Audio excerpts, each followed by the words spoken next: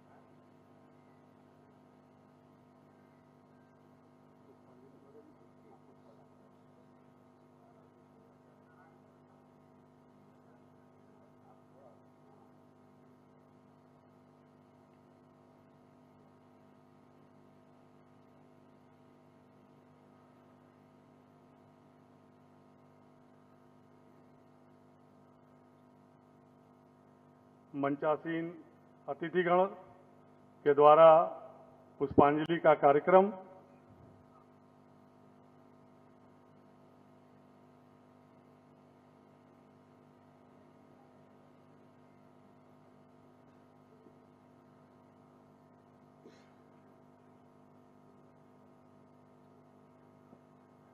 कार्यक्रम के मुख्य अतिथि उत्तर प्रदेश के सर्वाधिक लोकप्रिय मुख्यमंत्री, हम सबकी आस्था के केंद्र गोरक्ष पीठाधीश्वर पूज्य योगी आदित्यनाथ जी महाराज का कुलपति दीनदयाल उपाध्याय गोरखपुर विश्वविद्यालय की कुलपति प्रोफेसर पूनम टंडन जी से निवेदन है कि आप पुष्पगुच्छ से स्वागत अभिनंदन करें। प्रोफेसर पूनम टंडन जी। पूर्व कुलपति अमरकंटक विश्वविद्यालय आदरणीय श्री प्रकाश मणि जी से भी निवेदन है कि पूज्य महाराज जी का पुष्पगुच्छ से स्वागत अभिनंदन करें। एवं वरिष्ठ सर्जन डॉक्टर दीपक खेतान जी से भी निवेदन है कि आप भी आवें और पूज्य महाराज जी का पुष्पगुच्छ देकर स्वागत अभिनंदन करें।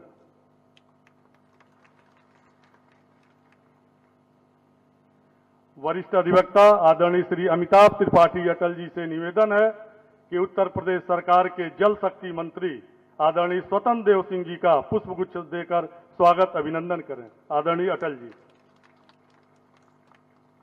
वरिष्ठ अधिवक्ता आदरणीय हरिनंदन श्रीवास्तव जी से निवेदन है कि आज कार्यक्रम की अध्यक्षता कर रहे मदन मोहन मालवीय प्रौद्योगिकी विश्वविद्यालय के कुलपति प्रोफेसर जेपी सैनी जी को पुष्पगुच्छ देकर स्वागत अभिनंदन करें।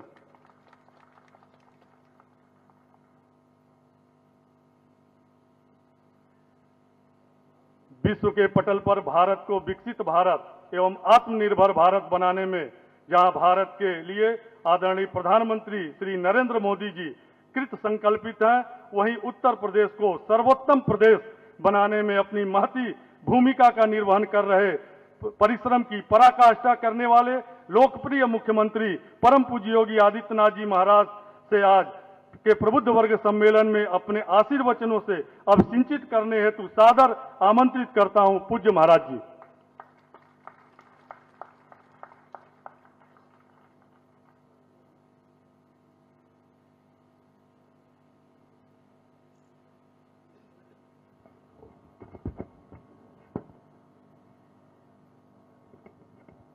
भारतीय जनता पार्टी गोरखपुर महानगर के द्वारा सेवा पखवाड़ा के अवसर पर आयोजित इस प्रबुद्ध सम्मेलन में आज के समारोह की अध्यक्षता कर रहे हैं मदन मोहन मालवीय प्रौद्योगिकी विश्वविद्यालय के कुलपति प्रोफेसर जेपी सैनी जी, उत्तर प्रदेश सरकार में मंत्रिमंडल के मेरे वरिष्ठ सहयोगी जल शक्ति मंत्री श्री स्वतंत्र देव सिंह जी,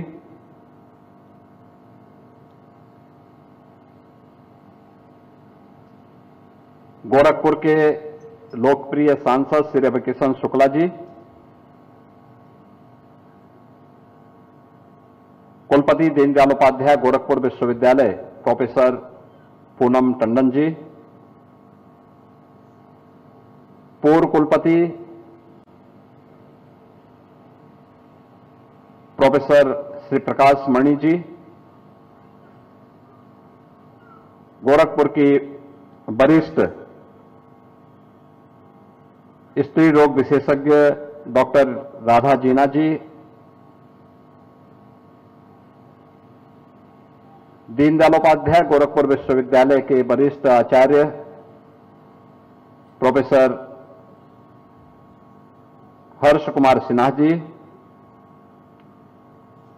वरिष्ठ अधिवक्ता श्री अमिताभ त्रिपाठी जी,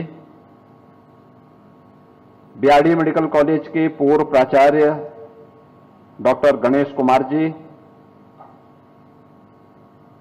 गोरखपुर के वरिष्ठ सर्जन डॉक्टर दीपक खेतान जी, वरिष्ठ अधिवक्ता श्री हरिनंदन श्रीवास्तव जी, वरिष्ठ chartered accountant Shri Anoop Agarwal ji, chamber of industries के पूर्व अध्यक्ष श्री सुरेंद्र कुमार अग्रवाल जी,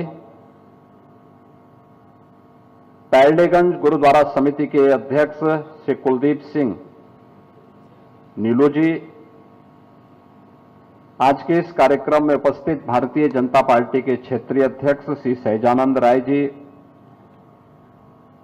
प्रदेश के उपाध्यक्ष और विधान परिषद के सदस्य और इस संपूर्ण कार्यक्रम के सह संयोजक के रूप में प्रदेश भर में सेवा पखवाड़ा कार्यक्रम के 15 दिवसीय कार्यक्रम को नेतृत्व प्रदान कर रहे डॉक्टर धर्मेंद्र सिंह जी, महापौर डॉक्टर मंगलेश श्रीवास्तव जी, हमारे विधायकगण श्री विपिन सिंह जी, प्रदीप शुक्ला जी, महिला आयोग की प्रदेश की उपाध्यक्ष श्रीमती चारो चौधरी जी और अन्य सभी गणमान्य महानुभाव और भारतीय जनता पार्टी के सभी कार्यकर्ता और उपस्थित बहनों और भाइयों, सेवा पखवाड़ा के अंतर्गत भारतीय जनता पार्टी ने पूरे देश में विकसित भारत की संकल्पना को एक चर्चा परिचर्चा का विषय बनाया है। आप सब जानते हैं कि आजादी के अमृत महोत्सव वर्ष में प्रधानमंत्री जी ने देशवासियों को शताब्दी संकल्प अभियान के साथ जोड़ने का आह्वान किया था। यानी आजादी के शताब्दी महोत्सव 2047 में जब ये देश आजाद होगा तब हम कैसा भारत चाहते हैं। उस भारत के निर्माण के लिए प्रधानमंत्री जी ने पूरे देश का आह्वान किया था और भारत हम सब के पूर्वजों के संकल्पों का, हमारे वर्तमान के सपनों का और भावी पीढ़ी की आकांक्षाओं की पूर्ति करने वाला भारत हो। वह आत्मनिर्भर भारत होगा, वह विकसित भारत होगा। उस विकसित भारत के निर्माण के लिए हम सबको क्या करना है, इसके लिए प्रधानमंत्री जी ने 5 प्रण और 9 संकल्पों के साथ पूरे देशवासियों को जुड़ने का आह्वान किया था। महत्वपूर्ण ये कि स्वार्थी और विभाजनकारी राजनीति से ऊपर उठ करके हम विकास के इस एजेंडे को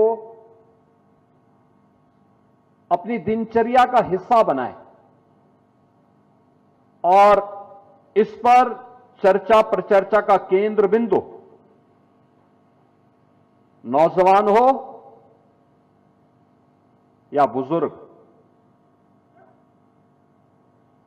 एक नौकरी पेशा वाला व्यक्ति हो या एक श्रमिक, एक अन्नदाता किसान हो या व्यापारी, समाज का प्रत्येक तबका, महिला हो या पुरुष, सभी के बीच में यह चर्चा पर चर्चा का विषय बनना चाहिए। और चर्चा पर चर्चा का विषय बनाने के उद्देश्य से ही इस अभियान को पूरे देश के अंदर बनाया गया।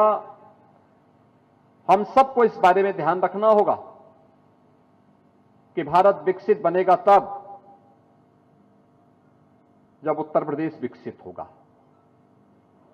उत्तर प्रदेश विकसित होगा तब जब गोरखपुर विकसित होगा, एक एक गांव विकसित होगा, एक एक कस्बा विकसित होगा।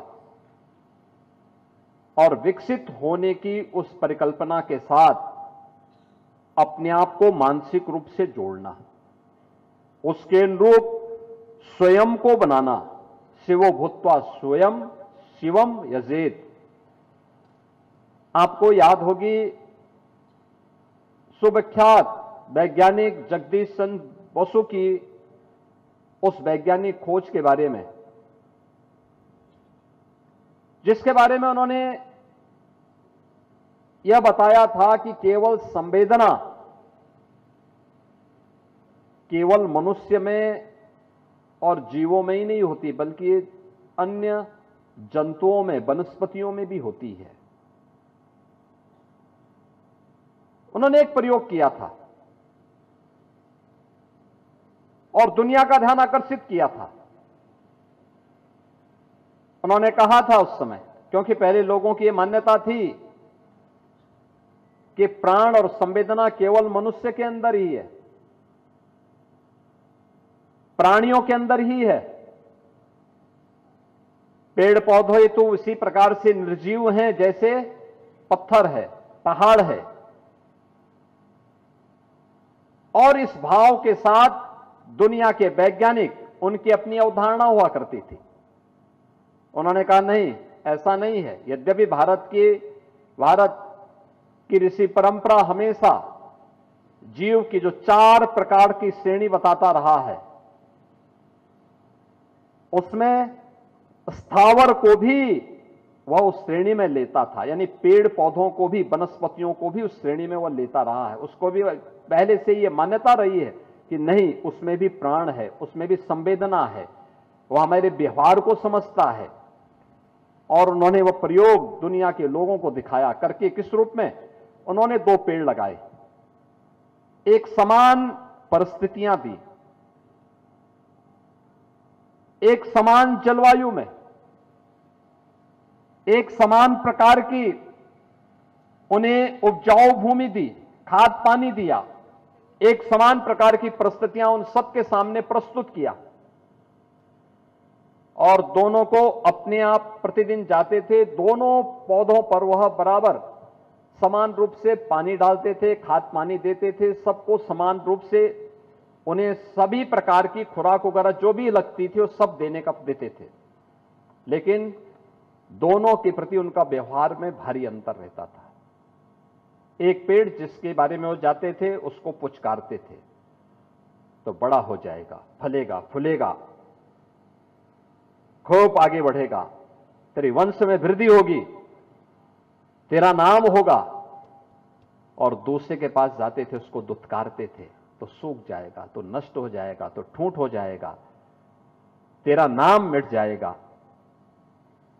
एक समान परिस्थिति में पले बढ़े, एक समान प्रकार की सुविधाएं प्रदान होने के बावजूद व्यवहार का क्या अंतर होता है। जिसको पुचकारते थे, आगे बढ़ने, फलने, फूलने का आशीर्वाद देते थे, वह सचमुच एक दिन बड़ा हो गया, खूब फल फूलने लग गया। और जिसको दुत्कारते थे वह एक दिन बड़ा तो हुआ लेकिन बाद में ठूंठ हो गया, सूख गया, नष्ट हो गया। आप सोचिए, जब स्थावर और जंगम वनस्पति के साथ, पेड़ पौधे के साथ यह व्यवहार हो सकता है, तो मनुष्य तो ईश्वर की सर्वश्रेष्ठ कृति है। किसी मनुष्य के साथ हम इस प्रकार का व्यवहार कर दें, भारत की गुलामी का एक कारण यह भी रहा है, हमने अपने बंधु बांधवों के साथ जो भेदभाव किया, जातीय वैमनस्यता के आधार पर सामाजिक एकता को छिन्न भिन्न किया, उसका दुष्परिणाम सैकड़ों वर्षों तक इस देश को भुगतना पड़ा, हम सबको भुगतना पड़ा। लेकिन भेदभाव समाज ने किया, हमारा समाज विभाजित हुआ, लेकिन गुलामी की मानसिकता पूरे देश को झेलनी पड़ी। पूरा देश उसकी चपेट में आया। और गुलामी की मानसिकता क्या होती है? अपनापन भूल जाती है, अपना वैभव भूल जाती है, अपना गौरव भूल जाती है, अपनी विरासत को विस्मृत कर देती है। यही तो भारत के साथ हुआ, यही भारत के साथ हुआ है। भारत के लोगों ने यह मान लिया कि जो भारत का है वह तो पिछड़ेपन का प्रतीक है, जो भारत का है उसमें दम नहीं है। हम लोगों को मान लिया कि नहीं, संस्कृत की जगह इंग्लिश, भारत के राष्ट्रीय महापुरुषों की जगह कोई विदेशी हीरो, भारत के सर्वश्रेष्ठ ग्रंथों की जगह कोई विदेशी ग्रंथ, भारत के सर्वश्रेष्ठ लेखकों की मौलिक कृति की जगह किसी विदेशी लेखक की कृति, और भारत की विरासत में प्राप्त हुई किसी भी अन्य महत्वपूर्ण तथ्य की जगह विदेशी अच्छा है, सर्वश्रेष्ठ है, यह भाव हर भारतीय के मन में भर दिया गया। और गुलामी की इस मानसिकता में यह देश जीता रहा।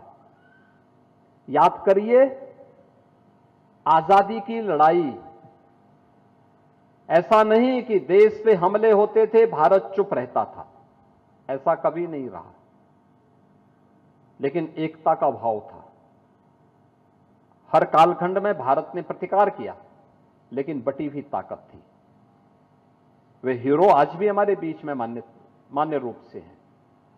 हम महाराज सुहेलदेव की पूजा करते हैं, उनका सम्मान करते हैं। इतिहास ने उनके नाम को गायब कर दिया। सुहेलदेव ने आज से 1000 वर्ष पहले विदेशी आक्रांता सालार मसूद को नाकों चने चबवा करके धूल दूषित कर दिया था, और उसको वह मौत दी जो इस्लाम की दृष्टि से सबसे खराब और गंदी मानी जाती है। कहते हैं सालार मसूद को जिंदा पकड़ा था महाराज सुहेलदेव ने, लोहे के कढ़ाई पर खड़े करके जिंदा उसको जला दिया था, और उसके 2 सिपाहियों से कहा था, जो उसके 2 सैनिक बचे थे, उनसे कहा था, जाओ अपने देश में बता देना कि गाजी को क्या सजा मिली है, वहां क्या सजा मिली है। आप सोचिए, 150 वर्षों तक भारत पर किसी विदेशी हमलावर ने हमला करने का दुस्साहस नहीं कर पाया। ऐसा नहीं कि पृथ्वीराज चौहान ने शौर्य और पराक्रम न दिखाया हो, राणा सांगा और महाराणा प्रताप ने प्रभावी ढंग से देश की उस लड़ाई को आगे न बढ़ाया हो, छत्रपति शिवाजी महाराज और सिख गुरुओं का योगदान, या फिर अन्य कालखंड में लगातार ये चलता रहा।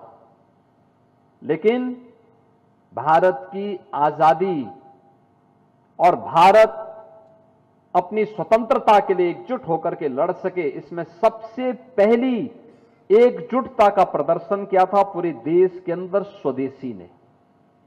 पहले आर्य समाज के माध्यम से और फिर भारत के स्वाधीनता आंदोलन में राष्ट्रपिता महात्मा गांधी के आगमन के बाद स्वदेशी ने एक नई हुंकार भरी थी, और देखते ही देखते महात्मा गांधी के आगमन के साथ ही कुछ ही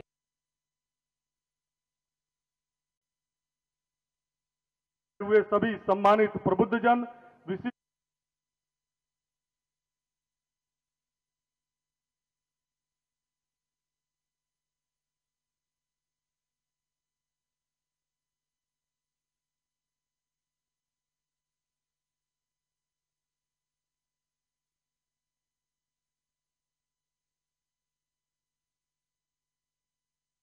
हो गया, भारत स्वतंत्र हो गया।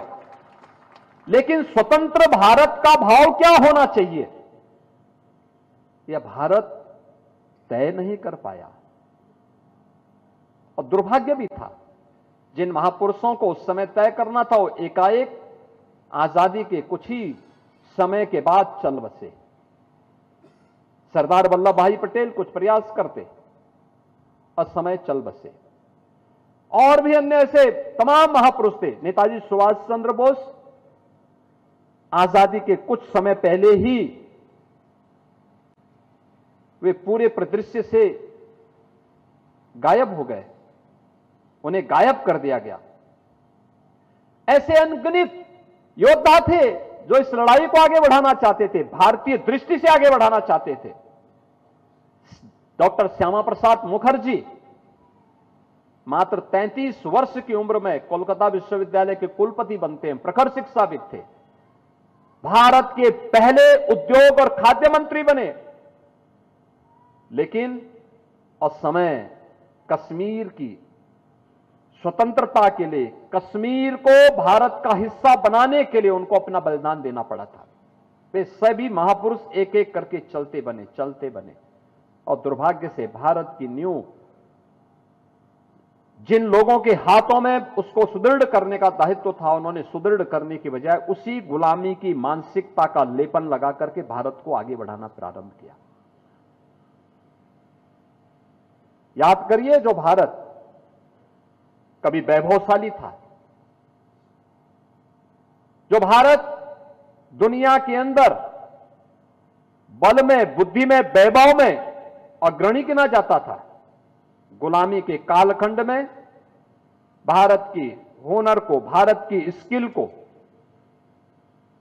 भारत की विरासत को, भारत के मान बिंदुओं को एक एक करके नष्ट करने का दुष्परिणाम हम सबके सामने, हम सब ने उसको देखा है, झेला है। आज भी उसके लिए आंदोलन चलते हैं, वह संघर्ष आज भी जारी है। लेकिन उन सबको एक एक करके समाप्त करने की रणनीति के पीछे कभी यही भाव था कि भारतीय गर्व न कर सके अपनी विरासत पर, भारतीय अपनी परंपरा पर गौरव की अनुभूति न कर सके। लेकिन इस सब के बावजूद ये भारत अपनी यात्रा को जैसे तैसे आगे बढ़ाता रहा। हमने भारत को भारत के अनुरूप आगे बढ़ाने का प्रयास किया ही नहीं। ईमानदारी से वो प्रयास कुछ देर और कुछ दूरी तक इस देश के अंदर, जब 1998 में सर्वे अटल बिहारी वाजपेयी जी देश के प्रधानमंत्री बने, उन्होंने उस प्रयास को आगे बढ़ाने का प्रयास किया। जब भारत के अंदर भारत के अनुरूप ग्रामीण मार्गों के सुदृढ़ीकरण के लिए और अन्य वेलफेयर स्कीम के कुछ कार्यक्रम उन्होंने उस समय लॉन्च किए थे। प्रधानमंत्री ग्रामीण सड़क योजना, स्वर्णिम चतुर्भुज की हाईवे की योजना, अंत्योदय, अन्नपूर्णा, एपीएल और बीपीएल की राशन की स्कीम, और भी अन्य ऐसी तमाम स्कीम को उन्होंने उस समय जारी करना प्रारंभ किया, लेकिन राजनीतिक अस्थिरता का शिकार उस समय की सरकार हो गई। वे कार्यक्रम अधूरे रह गए और फिर हताशा निराशा का एक लंबा दौर फिर हमारे साथ चला। लेकिन 2014 की तिथि भारत की परिवर्तन की, नए भारत की दिशा से हम सब के लिए एक निर्णायक साबित हुई, जब देश के अंदर गुजरात के तत्कालीन मुख्यमंत्री श्री नरेंद्र मोदी जी को भारत की जनता ने विश्वास करते हुए अपना नेतृत्व सौंपा था और भारत ने 2014 से जो यात्रा अपनी प्रारंभ की, वह यात्रा आप सबके सामने है। 2014 के पहले का भारत, 2014 के बाद का भारत। 2014 के पहले का भारत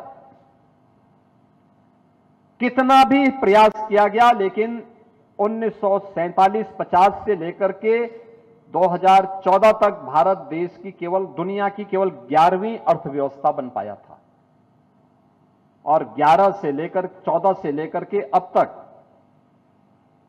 भारत दुनिया की अब तक चौथी बड़ी अर्थव्यवस्था बन चुका है और इस वित्तीय वर्ष के अंत तक भारत दुनिया की तीसरी बड़ी अर्थव्यवस्था बन जाएगा। भारत की प्रति व्यक्ति आय में वृद्धि हुई है, काफी वृद्धि हुई है।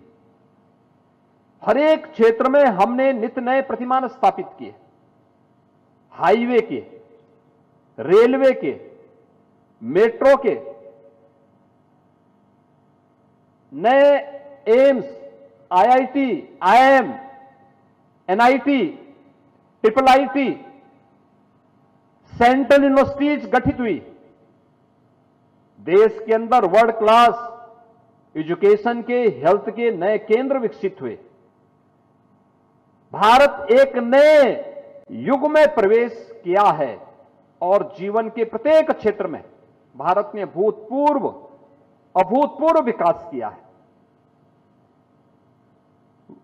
भारत की आमदनी बढ़ी तो इंफ्रास्ट्रक्चर भी मजबूत हुआ और वेलफेयर की स्कीम को भी भारत ने तेजी के साथ आगे बढ़ाया। कोई सोच सकता है भारत पिछले 5.5 वर्ष में 80 करोड़ लोगों को फ्री में राशन की सुविधा का लाभ दे रहा है। दुनिया के अंदर कोई देश नहीं दे रहा है। आप सभी लोग गोरखपुर में रहते हैं। 1977 से 2017 तक हम लोगों ने इंसेफ्लाइटिस की कहर को अपनी आंखों से देखा है। तड़पते हुए बच्चों को, मरते हुए बच्चों को हम लोगों ने अपनी आंखों से देखा है। याद करिए, इंसेफ्लाइटिस की वैक्सीन जापान ने 1905 में बनाई थी। भारत में आने पर उस वैक्सीन को 100 वर्ष लगे। 100 वर्ष भारत में आने में लगे और 2017 में जब डबल इंजन की भारतीय जनता पार्टी की सरकार प्रदेश में बनी, तब 40 वर्ष के बाद उस बीमारी के उपचार की दिशा में ठोस कदम उठाए गए और आज वह बीमारी पूरी तरह समाप्त हो गई।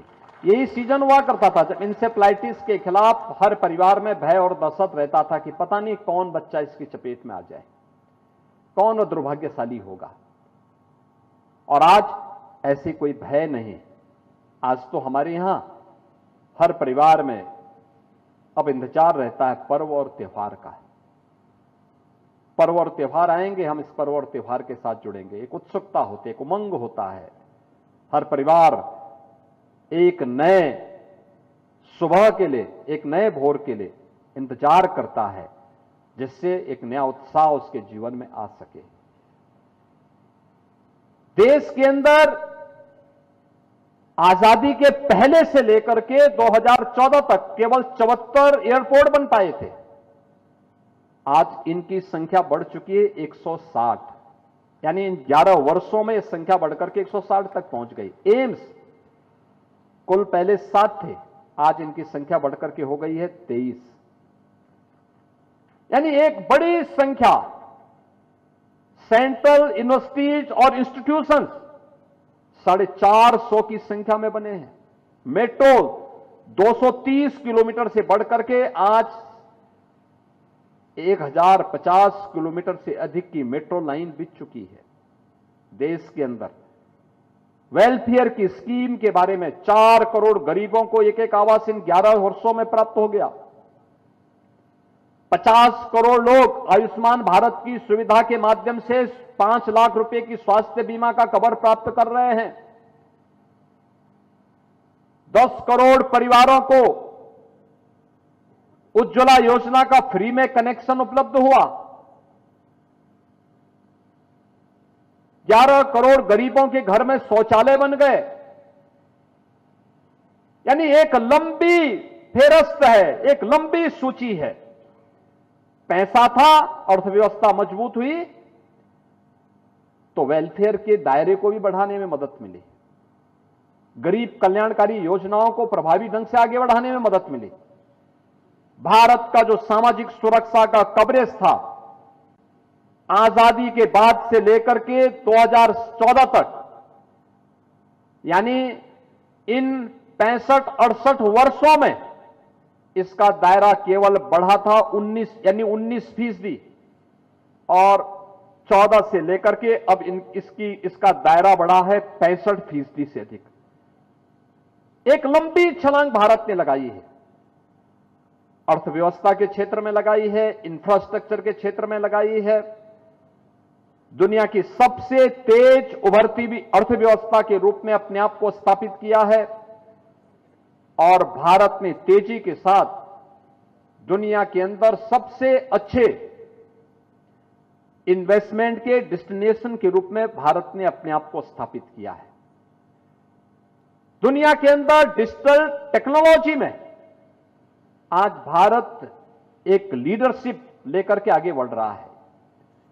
भारत ने इमर्जिंग टेक्नोलॉजी को तेजी के साथ अपने अपनाया है। दुनिया के अंदर सबसे ज्यादा स्मार्टफोन का इस्तेमाल करने वाला कोई देश है, भारत है।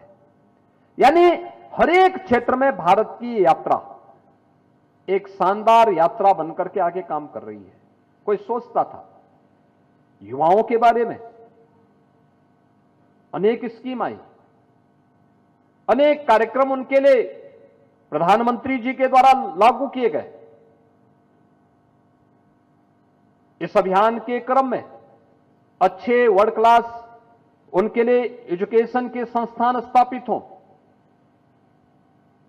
खेलो इंडिया खेलों के माध्यम से, फिट इंडिया मूवमेंट के माध्यम से, मिशन रोजगार के माध्यम से, स्टार्टअप स्टैंड अप की स्कीम के माध्यम से अनेक ऐसे योजनाएं उन युवाओं के लिए दी गई जो 2014 के पहले जिसकी कल्पना करना भी एक सपना था। महिलाओं के लिए अनेक अभियान चलाए गए। आप याद करिए, बेटी बचाओ बेटी पढ़ाओ से है, मातृवंदना योजना है, कन्या सुमंगला योजना है, या फिर नमो ड्रोन दीदी के कार्यक्रम। 3 करोड़ ऐसी ड्रोन दीदियां देश के अंदर अलग अलग गांवों में नेतृत्व दे रही हैं। या फिर महिला स्वयंसेवी समूह के माध्यम से 10 करोड़ महिलाओं के द्वारा अलग अलग क्षेत्र में स्वावलंबन के नए प्रतिमान स्थापित करने का कार्यक्रम। हर एक क्षेत्र में आज उन्होंने नेतृत्व प्रदान किया है। और नारी शक्ति वंदन अधिनियम पंचायत और स्थानीय निकाय के बाद अब संसद और विधानसभा में 33% उन्हें भी आरक्षण की सुविधा का लाभ मिले। और इसके लिए किसी रवि किशन की सीट नहीं लेनी पड़ेगी, बल्कि उनके लिए अलग से सीट अलग से बनाई जाएगी। इसके लिए यह भी व्यवस्था बना दी गई है।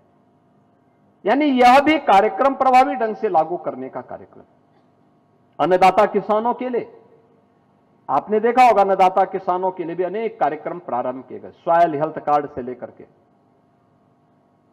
प्रधानमंत्री फसल बीमा योजना, प्रधानमंत्री कृषि सिंचाई की योजना, प्रधानमंत्री किसान सम्मान की निधि, किसान के खेत में पानी पहुंचाया जा सके, इसके लिए तमाम प्रकार की उनके लिए अन्य महत्वपूर्ण योजनाएं, और हर अन्नदाता किसान को उसके उत्पाद का लागत का 1.5 गुना दाम प्राप्त हो सके, इसके लिए उनकी फसल को क्रय करने के लिए क्रय केंद्रों की व्यवस्था हो, मंडियों का सुदृढ़ीकरण हो, श्रमिकों के लिए अनेक प्रकार की स्कीम लागू की गई, उनको सामाजिक सुरक्षा के दायरे में लाया गया, उसको सुरक्षा की गारंटी मिले, समाज के अंदर हर एक तबके के लिए कुछ न कुछ बड़े कार्यक्रम। अभी आपने हाल ही में देखा होगा, देश की स्वतंत्रता दिवस के अवसर पर प्रधानमंत्री जी ने जीएसटी में एक बड़े रिफॉर्म की चर्चा की थी। 15 अगस्त 2025 को प्रधानमंत्री जी ने लाल किले की प्राचीर से घोषणा की, और 15 अगस्त के बाद मात्र 18 दिन के अंदर जीएसटी काउंसिल ने केंद्रीय वित्त मंत्री श्रीमती निर्मला सीतारमण जी की अध्यक्षता में, जिसमें हर राज्य का वित्त मंत्री जीएसटी काउंसिल का सदस्य होता है, जीएसटी काउंसिल ने एक बड़े रिफॉर्म को सामने लाया है। आपने देखा होगा जीएसटी रिफॉर्म जो हैं, GST one nation one market और वन टैक्स की अवधारणा पर आधारित है। आजादी के बाद इतने बड़े क्रांतिकारी कदम को आगे बढ़ाना ये सामान्य बात नहीं थी, असामान्य बात थी। याद करना, जो देश लकीर का फकीर बना रहेगा,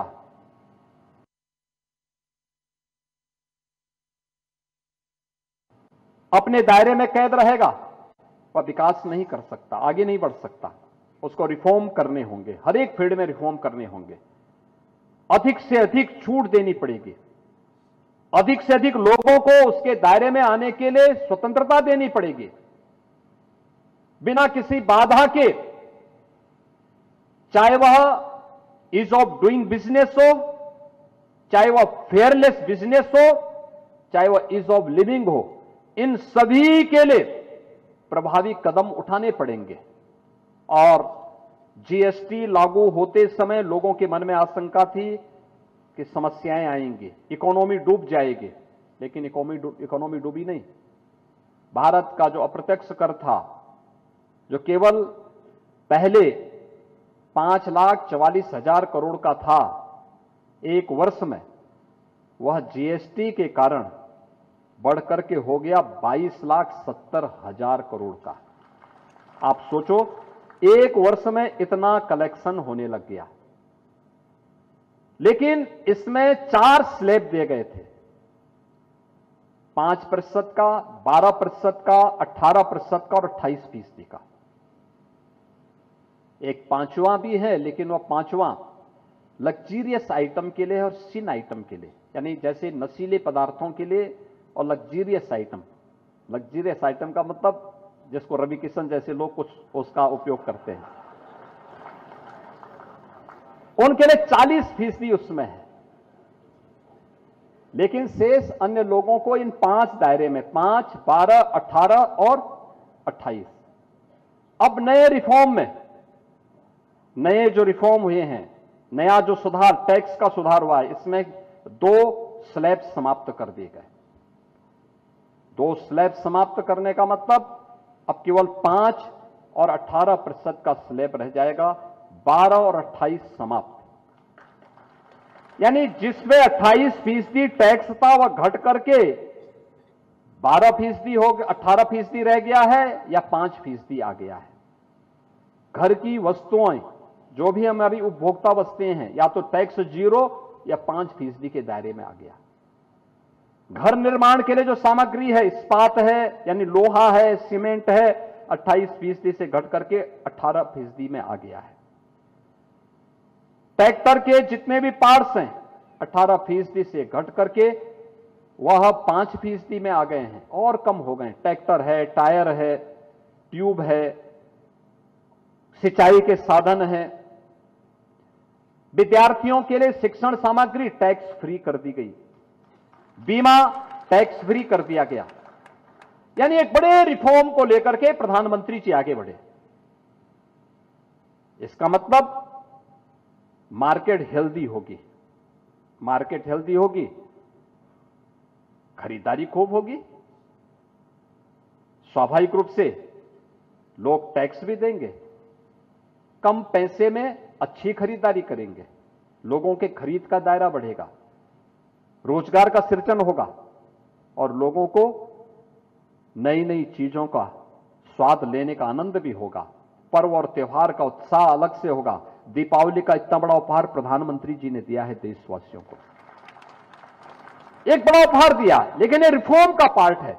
एक हेल्दी इकोनॉमी के लिए इस प्रकार के रिफॉर्म आवश्यक है, मार्केट के लिए आवश्यक है, लोगों की क्रय शक्ति बढ़ाने के लिए आवश्यक है। और प्रधानमंत्री जी ने दीपावली के ठीक पहले इस प्रकार का उपहार देशवासियों को दिया। ऐसे ही प्रक्रिया देश के अंदर 2014 से लगातार बढ़ती गई। परिणाम था 11 से, जो 11वें नंबर पर हम दुनिया के अंदर थे, आज 4थे नंबर पर आ गए हैं। और इस वित्तीय वर्ष के अंत में भारत तीसरी बड़ी अवस्था में, यानी दुनिया के अंदर केवल 3 इकोनॉमिक पावर होगी, अमेरिका होगा, चीन होगा और भारत होगा। आप सोचो, एक यात्रा वह कि जब देश आजाद हुआ था, हम दुनिया के अंदर मात्र 3% पर हमारी पहुंच थी। आज दुनिया के एक बड़े मार्केट पर हमारा कब्जा है। आज दुनिया पर भारत का एक बहुत बड़े दायरे में भारत अपने आप को स्थापित करता है। और आज की व्यवस्था में आप देखेंगे तो भारत के बगैर दुनिया का ध्रुवीकरण अत्यंत कठिन होता है। भारत अगर किसी एक ध्रुव के साथ चलता है तो दूसरे की श्वास फूलने लगती है, दूसरे की श्वास फूलती भी दिखाई देती है। यानी ये नए भारत की वह कहानी है जिसको जब योग्य और यशस्वी नेतृत्व प्रदान होता है तो देश कैसे उठ करके खड़ा होता है। ये नए भारत ने प्रधानमंत्री मोदी जी के नेतृत्व में पिछले 11 वर्षों के अंदर देखा है। क्योंकि हमने, प्रधानमंत्री जी ने देश को पंच प्रण का स्मरण कराया था और पंच प्रण वही थे कि गुलामी की मानसिकता को समाप्त करना, अपनी विरासत पर गौरव की अनुभूति करना। सामाजिक एकता पर बल है तो अपने पूर्वजों के प्रति, अपने सैनिकों के प्रति कृतज्ञता का भाव भी है। और 5वें नंबर पर आता है हर नागरिक का अपना कर्तव्य भी है। हर नागरिक अपने अपने कर्तव्यों का निर्वहन करने लग जाए तो फिर कोई समस्या ही उसके सामने नहीं, देश के सामने फिर कोई समस्या ही नहीं। क्योंकि देश का नेशनल कैरेक्टर बनना चाहिए।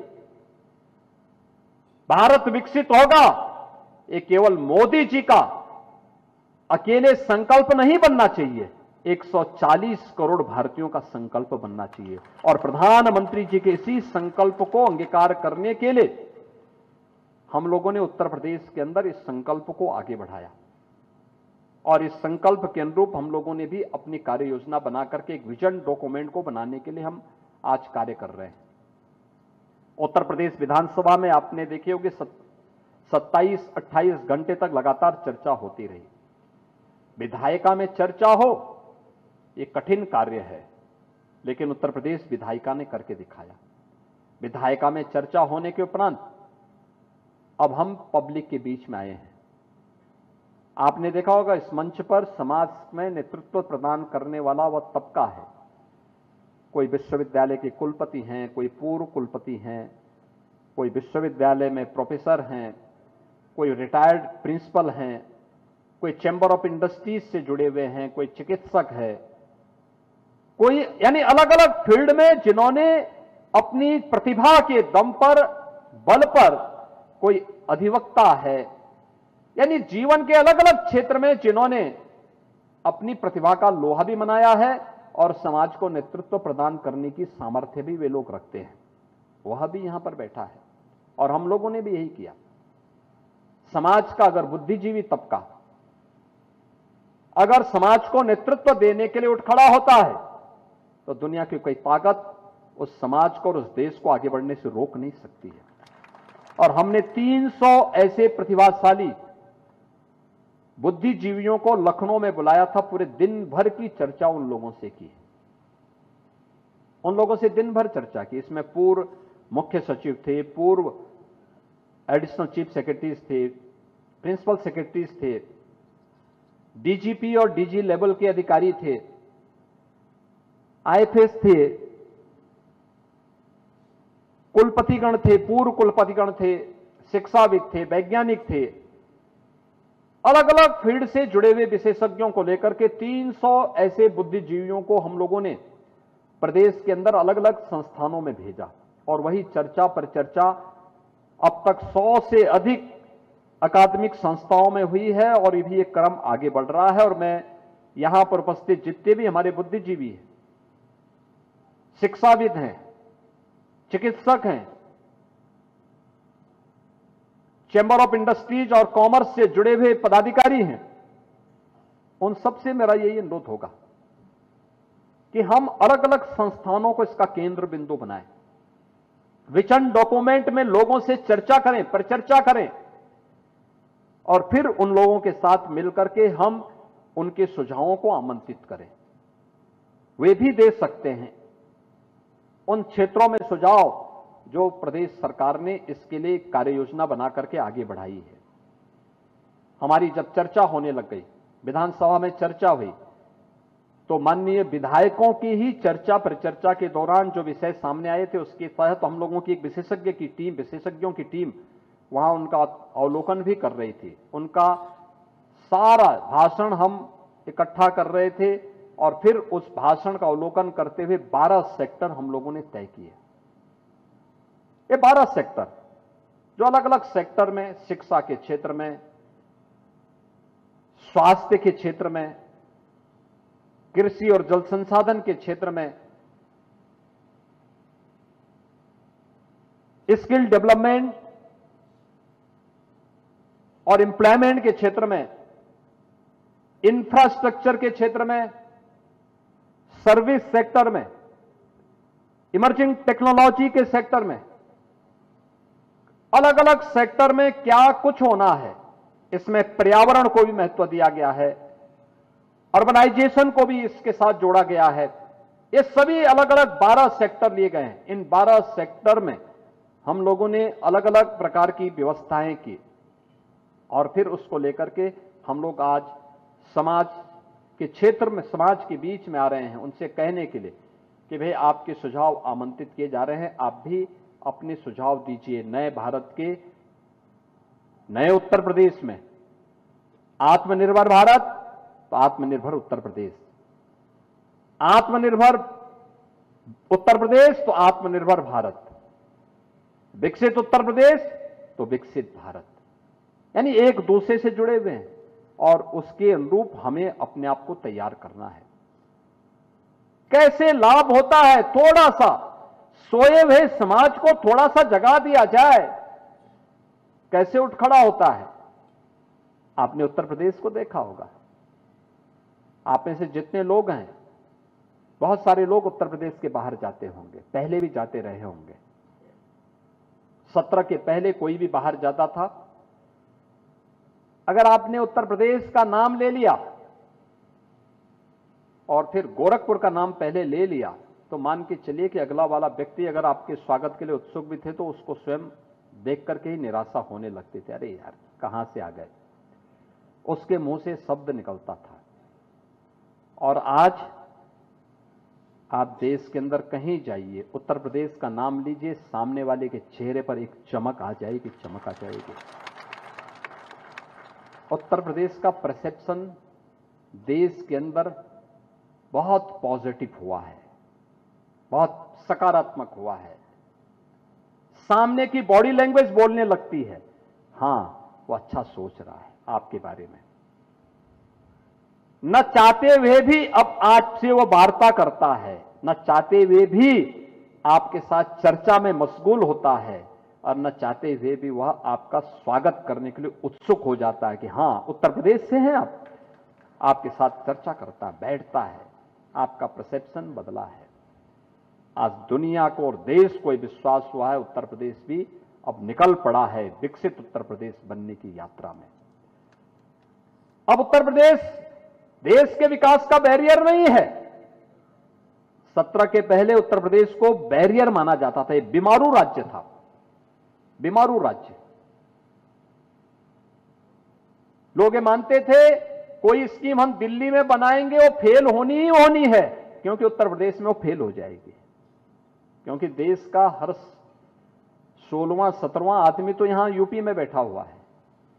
तो अगर वह विपन्न है, अगर वह स्वयं कुछ करना नहीं चाहता है, तो सारी स्कीम तो फेल हो जाती हैं अपने आप।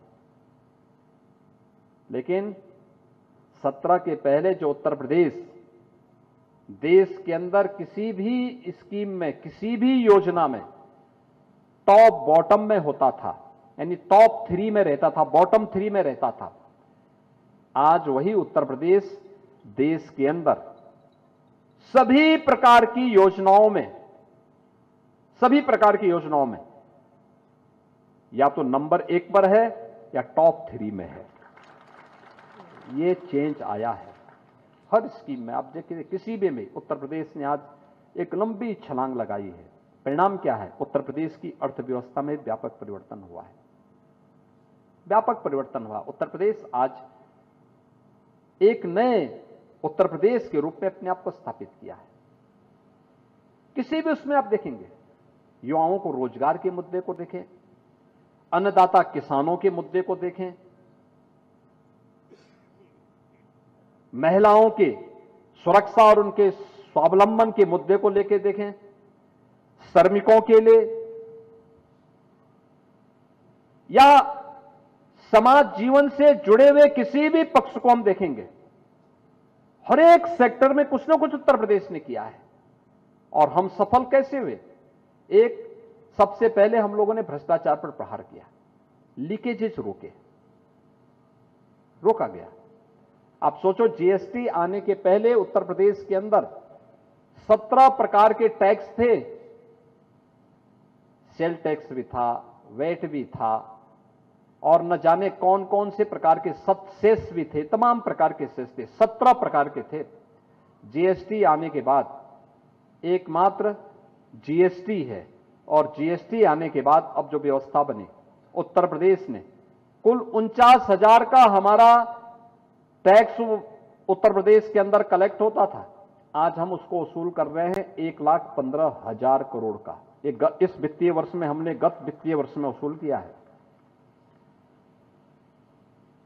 एक्साइज उत्तर प्रदेश के अंदर वसूला जाता था मात्र 12,000 करोड़ का, आज हम उसके माध्यम से रेवेन्यू प्राप्त कर रहे हैं, राजस्व प्राप्त कर रहे हैं 55,000 करोड़ का। 12,000 से 55,000 करोड़। ऐसे हर एक सेक्टर में एक लंबी छलांग उत्तर प्रदेश ने लगाई, अपने कार्यक्रम को आगे बढ़ाया, लीकेजेज को रोका और अपने दायरे को बढ़ाने का काम किया। पैसा आया, हमने उस पैसे को प्रदेश के अंदर लगाना प्रारंभ किया, इंफ्रास्ट्रक्चर पे लगाया, बिजनेस पे लगाया, प्रदेश के विकास में लगाया, गरीब कल्याणकारी योजनाओं में लगाया, नए संस्थान स्थापित करने में लगाया। जिस प्रदेश की पहचान 1 डिस्ट्रिक्ट 1 माफिया से थी, आज उस प्रदेश में 1 डिस्ट्रिक्ट 1 माफिया नहीं, बल्कि 1 डिस्ट्रिक्ट 1 प्रोडक्ट और 1 डिस्ट्रिक्ट 1 मेडिकल कॉलेज के रूप में उस प्रदेश ने अपनी पहचान को बनाया है। 12,75,000 करोड़ रुपए से उत्तर प्रदेश की अर्थव्यवस्था आज के दिन पर इस वित्तीय वर्ष के अंत तक 35 से 36 लाख करोड़ की होगी, लगभग 3 गुना की वृद्धि। प्रति व्यक्ति आय में 3 गुना की वृद्धि होने जा रही है। रोजगार के नए सृजन हुए हैं। केवल कृषि के क्षेत्र को ही नहीं लिया गया, कृषि को ही नहीं लिया गया, कृषि के साथ साथ परंपरागत उद्यम, ये एमएसएमई का बेस है। इन दोनों में समन्वय होगा तो इकोनॉमिक ग्रोथ करती है, रोजगार का सृजन होता है। कृषि लो इनकम ग्रोथ का सेक्टर है। रोजगार कम इनकम के साथ प्रारंभ होती है, लेकिन जैसे ही हम उसको एमएसएमई के साथ, इंडस्ट्री के साथ जोड़ते हैं तो उसमें थोड़ी सी एक नई बूम आती है, एक नया सुधार आता है, मार्केट में सुधार आता है, रोजगार में, लोगों की आमदनी में बढ़ोतरी होती है। जो लोग भारत की अर्थव्यवस्था के विरोधी थे, उन्होंने भारत के एमएसएमई सेक्टर को समाप्त किया। आज जैसे वन डिस्ट्रिक्ट वन प्रोडक्ट के माध्यम से उसको आगे बढ़ाया गया, आज परिणाम है वह तेजी के साथ आगे बढ़ा। आज इसमें 2 करोड़ लोग रोजगार प्राप्त कर रहे हैं। 96 लाख एमएसएमई यूनिट वर्तमान में हमारे साथ है। और उत्तर प्रदेश देश का पहला राज्य की सुरक्षा बीमा का कवर भी दिया कि 5 लाख रुपए अगर कोई घटना दुर्घटना होती है तो राज्य सरकार अपनी ओर से